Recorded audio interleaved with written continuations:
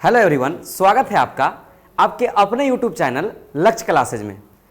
तो आज जो आप लोग इस क्लास में जुड़े हैं, इसमें हम आपको आज साइंस का एग्जाम पैटर्न के साथ साथ कौन से साइंस के जो 3 सेक्टर है, 3 खंड है कह सकते हैं, फिजिक्स, केमिस्ट्री और बायोलॉजी, कौन से कितने मार्क्स के सवाल पूछे जाते हैं एग्जाम में। क्योंकि समय काफ़ी कम है तो उसके लिए आपको एक प्लानिंग के तहत पढ़ना पड़ेगा। आपको पहले जानकारी होना जरूरी है कि कौन से सब्जेक्ट से कहाँ पर से कितने प्रश्न को पूछे जाते हैं। तो आज का जो वीडियो है, सबसे पहले मैं आपको लिए लेकर आया हूँ, हर एक चैप्टर के बारे में आपको परिचय करवाऊंगा। उसके बाद अगले वीडियो से आपको डेली के लेक्चर आपको मिलेंगे। तो आज हम लोग लेकर आए हैं science class 10th exam pattern की समझ। सबसे पहले मुझे एग्जाम पैटर्न का समझ होना चाहिए, तभी हम बेहतर मार्क्स ला सकते हैं। ठीक है, तो मैं बता दूं आपको कि अगर हम साइंस की बात करें, ठीक है, किसका, साइंस को क्या बोलेंगे, विज्ञान। तो विज्ञान में अगर हम मार्क्स देखें तो 2 हिसाब से होते हैं। एक होता है मेरा प्रायोगिक परीक्षा, जिसको कहा जाता है प्रैक्टिकल पेपर। ठीक है, एक कौन सा पेपर होता है, प्रैक्टिकल पेपर। ये होता है आपको 20 मार्क्स के। साइंस के एग्जाम होते हैं टोटल 100, ओके, जिसमें से प्रैक्टिकल आपका कितने मार्क्स का होता है, 20 मार्क्स का, ओके। और ये जो बच गया इधर थ्योरी पेपर, जो आपको लिखना पड़ेगा, वहाँ पर एग्जाम का जो सेंटर पड़ेगा ना, वहाँ जाकर लिखना है, ये आपके 80 मार्क्स के सवाल रहेंगे।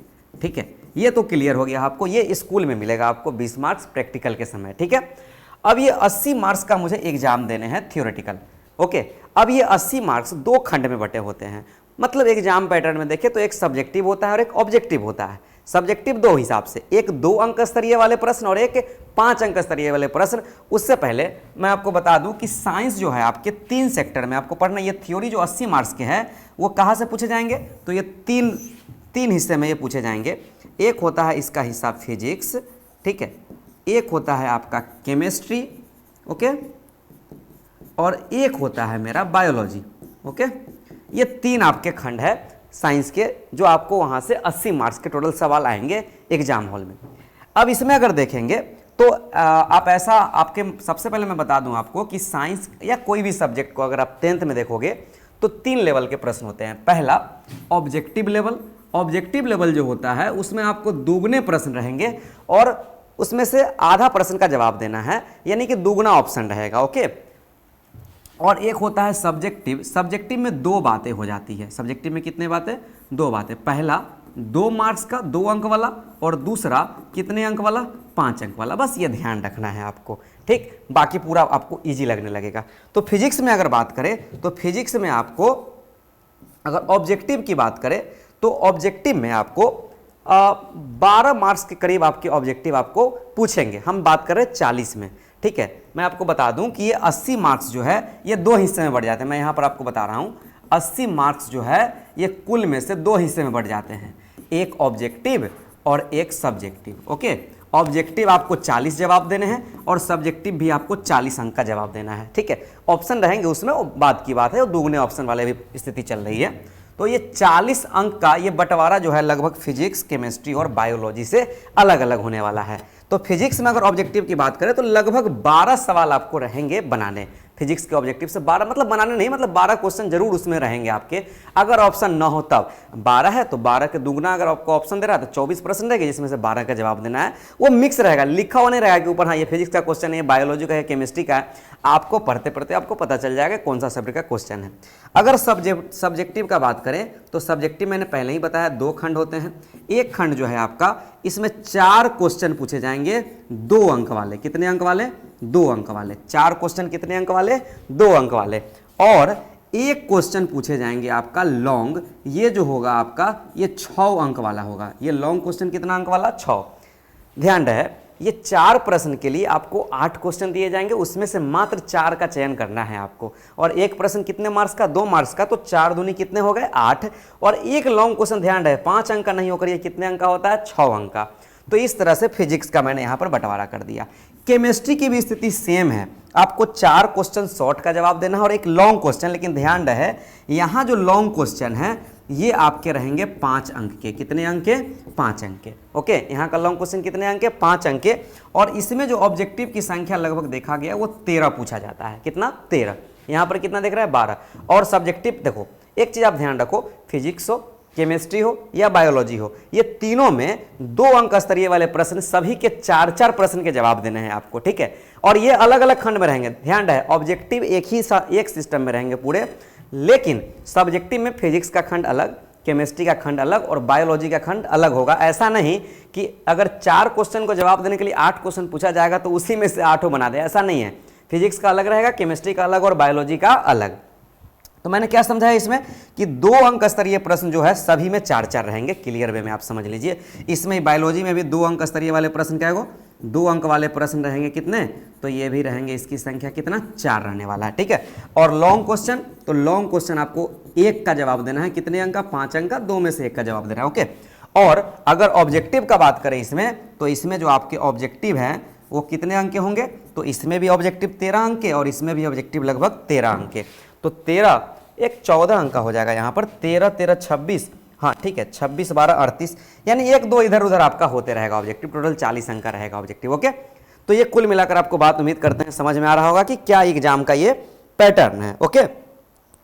यानी कि हाँ, इसमें ऑब्जेक्टिव जो है ये तो ठीक है, ये इसमें का ऑब्जेक्टिव जो है एक इधर उधर या किसी से 1-2 ज़्यादा, किसी से 1-2 कम, तो अगर हम इसको अगर 12 बोल दें तो ये 14 अंक का लगभग रहेगा, और यहाँ भी जो ऑब्जेक्टिव है ये 14 अंक का रहेगा, ठीक है। तो टोटल ध्यान रहे 80 मार्क्स के एग्जाम में ऑब्जेक्टिव 40 मार्क्स और सब्जेक्टिव कितने मार्क्स का, 40 मार्क्स का, ठीक है। फिजिक्स हो, केमिस्ट्री हो, बायोलॉजी हो, शॉर्ट क्वेश्चन सभी में कितने कितने जवाब देने हैं, 4-4 जवाब देने हैं, और लॉन्ग क्वेश्चन 1-1 जवाब देना है, बस सिंपल है। ये सभी भाग आपको मैंने समझाया, इसका पूरा तोड़ मरोड़ का बात यही हुआ कि 80 मार्क्स में 40 मार्क्स के ऑब्जेक्टिव पूछे जाएंगे और 40 मार्क्स के सब्जेक्टिव, जिसमें फिजिक्स में, केमिस्ट्री में और बायोलॉजी में सब में आपको 4-4 प्रश्न शॉर्ट आंसर देने हैं, यानी 2 अंक स्तरीय प्रश्न का आंसर देना है और 1-1 लॉन्ग क्वेश्चन का आंसर आपको देना है। उम्मीद कर रहा है वीडियो आपको समझ में आ रहा होगा, ठीक है। तो ये आपका हो गया पैटर्न के बारे में जानकारी। अब हम आपको फिजिक्स का चैप्टर, केमिस्ट्री का चैप्टर और बायोलॉजी के चैप्टर से आपको अवगत कराएंगे, ओके। चलिए, तो सबसे पहले अगर हम देखें तो साइंस में हमने एक यूनिट्स लिया, और यूनिट्स जो है यानी कि ये जो चैप्टर्स है उसका मैंने यहाँ पर यूनिट्स ले लिया। कौन कौन सा चैप्टर है, रासायनिक अभिक्रियाएं एवं समीकरण, ठीक है। ये रासायनिक अभिक्रियाएं एवं समीकरण पहला चैप्टर है। दूसरा अम्ल, क्षारक एवं लवण, ओके। तीसरा धातु एवं अधातु। चौथा कार्बन एवं उसके यौगिक। ये इतने चैप्टर से ये 27 मार्क्स के क्वेश्चन रहेंगे, ऑब्जेक्टिव एंड सब्जेक्टिव दोनों को मिला करके, ठीक है। ये 4 चैप्टर से, ओके। उसके बाद जैव प्रक्रम, नियंत्रण एवं समन्वय, जीव जनन कैसे करते हैं, अनुवंशिकता, इससे आपके कितने प्रश्न रहेंगे, 27 मार्क्स के, ठीक। और मैं एक चीज़ आपको बता दूं कि न्यू एजुकेशन पॉलिसी जो इधर आई है उसके अनुसार कुछ चैप्टरों को हटाया गया है, ओके। तो मैं यहाँ उस चैप्टर को नहीं लिखा हूँ, पहले मैं आपको इसको बता दूंगा। हालांकि बोर्ड ने, बिहार बोर्ड ने ऐसा नहीं किया, नोटिस नहीं जारी किया कि हाँ जो एनसीईआरटी ने चैप्टर को हटाया है उससे आपके सवाल नहीं रहेंगे, उससे भी रहने की संभावना है। फिलहाल हो सकता है कि बाद में अगर बिहार बोर्ड ने क्या कहा कि नहीं वो चैप्टर से नहीं रहेंगे, जैसे एनसीईआरटी है वैसे रहेंगे, तो फिर एक्स्ट्रा उसमें समय की बर्बादी हो जाएगी। तो पहले हम वैसे चैप्टर को पढ़ लेते हैं जो एनसीईआरटी ने भी फिलहाल रखा है, और जब ये चैप्टर हो जाएंगे उसके जस्ट बाद हम उसको भी पढ़ लेंगे, ओके। तो आपको मजबूती भी हो जाएगी। तो ये जो चैप्टर अगर आप यहाँ ध्यान से देखेंगे, ये रासायनिक अभिक्रिया एवं समीकरण से लेकर के कार्बन और उसके यौगिक, ये आपके केमिस्ट्री के पार्ट हो गए, ओके। किसके पार्ट हो गए, केमिस्ट्री के। और यहाँ से देख रहे हैं जैव प्रक्रम से लेकर के अनुवंशिकता, ये आपके बायोलॉजी के पार्ट हो गए, ओके। तो यहाँ पर हमने केमिस्ट्री का पार्ट, एक बायोलॉजी का पार्ट। केमिस्ट्री कितने मार्क्स का, 27, और ये भी कितने मार्क्स का, 27, ठीक है। समझ में आ रहा होगा आपको। उसके बाद यहां अगर देख रहे हैं प्रकाश के बारे में पढ़ना है, प्रकाश का परावर्तन और अपवर्तन के बारे में, मानव नेत्र और रंग बिरंगा संसार के बारे में पढ़ना है, विद्युत के बारे में पढ़ना है, विद्युत धारा के चुंबकीय प्रभाव और हमारा पर्यावरण। ये कितने मार्क्स का है, तो ये 26 मार्क्स का है। और ये जो आपका देख रहे हैं ये खंड, ये फिजिक्स का खंड है, ठीक है। ये किसका खंड है, फिजिक्स का। अब ये जो चैप्टर हमने एनसीईआरटी के अकॉर्डिंग बताया, जो अभी बदलाव हुए हैं। अब अगर बात करें तो पहले क्या स्थिति था, तो पहले वाले में मैं आपको बता दूं कि इसमें ये जो चैप्टर आप देख रहे हैं, चैप्टर नंबर 5, ठीक है। चैप्टर नंबर कितना देख रहे हैं आप, 5 जो देख रहे हैं, ये तत्वों का आवर्त वर्गीकरण, ये इसको उसमें साइड कर दिया है। ओके, तो इसको हम लोग पढ़ेंगे, लेकिन पहले फिलहाल उस सभी चैप्टर को पढ़ लेंगे। उसके बाद इसमें सभी चैप्टर को रखा गया है, कोई दिक्कत नहीं है। आनुवंशिकता, जैव विकास, जीव जनन कैसे करते हैं, नियंत्रण समन्वय, ये सभी सही है। यहाँ अगर देखेंगे ऊर्जा के उत्तम स्रोत, ठीक है, ऊर्जा के उत्तम स्रोत, ये चैप्टर को हटाया है। और एक लास्ट चैप्टर देख रहे होंगे, प्राकृतिक संसाधनों का संपोषण यानी प्रबंधन, ठीक है, ये 2 चैप्टर को हटा दिया गया है। ओके, तो ये जो 2 चैप्टर हटाया गया है इसको हम लोग पढ़ेंगे, क्योंकि बिहार बोर्ड ने अभी तक ऐसा कोई नोटिस जारी नहीं किया है। लेकिन पहले जो चैप्टर एनसीईआरटी के अकॉर्डिंग है हम उसको देखेंगे। ओके, तो ये आपको समझ में आ रहा होगा कि ये 3 में हो गए, फिजिक्स, केमिस्ट्री और बायोलॉजी साइंस के एक सेक्शन हो गए। अब हम बात करते हैं इसको यूनिट बाय यूनिट। यूनिट 1 में हम बात कर रहे हैं किसका, केमिस्ट्री का। तो केमिस्ट्री में आपके टोटल कितने चैप्टर पढ़ने हैं, तो केमिस्ट्री में मुझे टोटल अभी फिलहाल 4 चैप्टर पढ़ने हैं, और एक उसको जोड़ ले तत्वों का आवर्त वर्गीकरण, तो कुल मिलाकर कितने हो जाएंगे, 5। फिलहाल हम लोग को 4 पढ़ना है। रासायनिक अभिक्रिया एवं समीकरण, अम्ल, क्षारक एवं क्या, लवण, धातु एवं अधातु, कार्बन एवं उसके यौगिक, ये इतने चैप्टर हमें पढ़ने हैं किसमें, केमिस्ट्री वाले सेक्शन में। ठीक है, तो ये क्लियर हो रहा होगा आप लोग को कि कौन कौन सा चैप्टर पढ़ना है।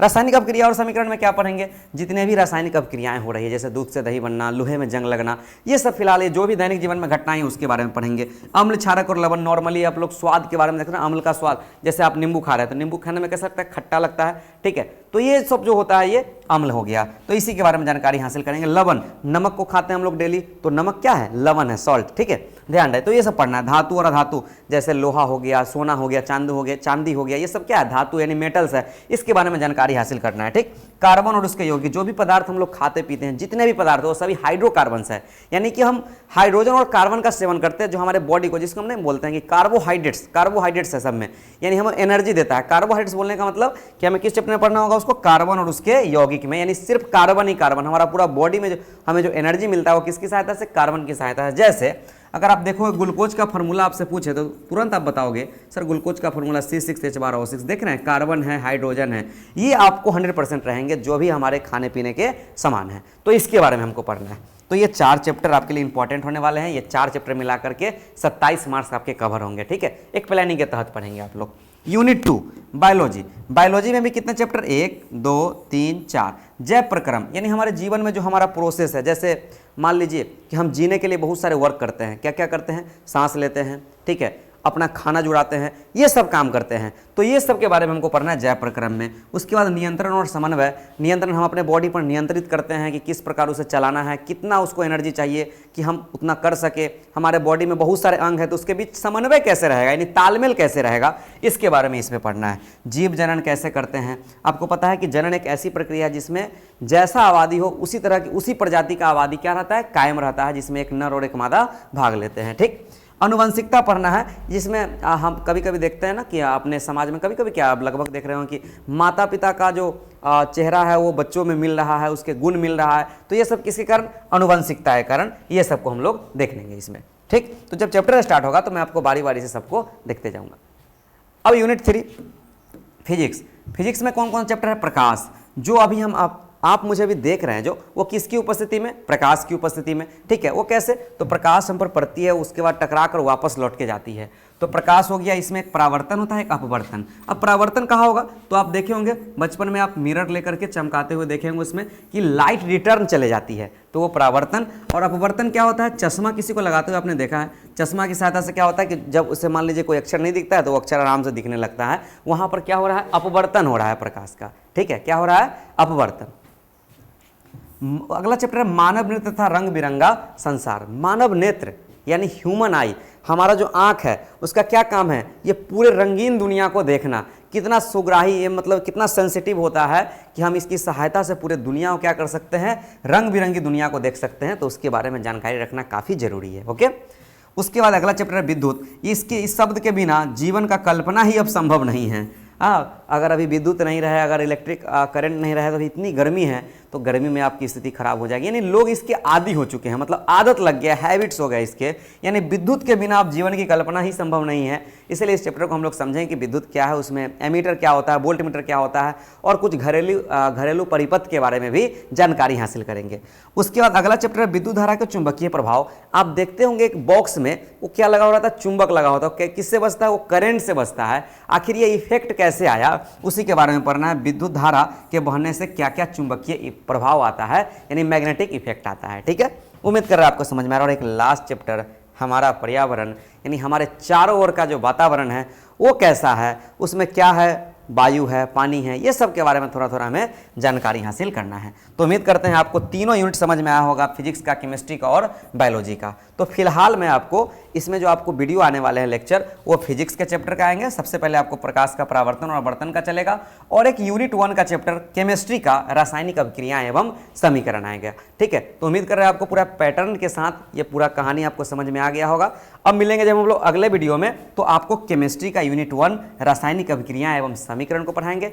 और उसके बाद एक सप्ताह में रूटीन रहेगा आपका, 3 दिन ये चलेगा केमिस्ट्री का, और 2 दिन आपका फिजिक्स का वीडियो अपलोड होगा। ओके, तो उम्मीद करते हैं ये पूरा आपको समझ में आया होगा कि एग्जाम पैटर्न की क्या जानकारी है, फिजिक्स, केमिस्ट्री और बायो में कितने मार्क्स के सवाल पूछे जाते हैं। तो मिलेंगे अगले वीडियो में, जहां पर मैं आपको नए चैप्टर की शुरुआत करूंगा। तो आज के लिए बस इतना ही, धन्यवाद।